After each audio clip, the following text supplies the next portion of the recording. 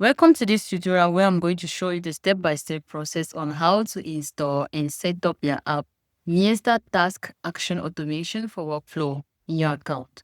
Once you're in your account, navigate to App Marketplace, search for the app and you click on it. Then you click on Install, head over to Allow and Install and you click on it. When you're done installing your app, refresh the tab and head down to the custom page, click on it. Then you have the interface of the app with all the necessary features such as the documentation and everything you need to get started. You have a smart view video that is going to guide you on how to get the necessary credentials to set up your app. We have the app set up right over here.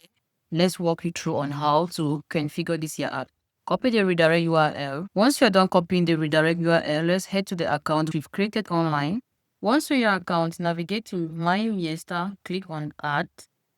You enter the name, then you paste the redirect and you click on Submit.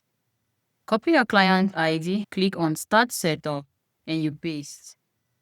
You copy your client secret and you paste as well. Then you click on Complete Setup. And you're going to have this page where you're going to click on the Authorize button. And there you go, your app will be successfully configured.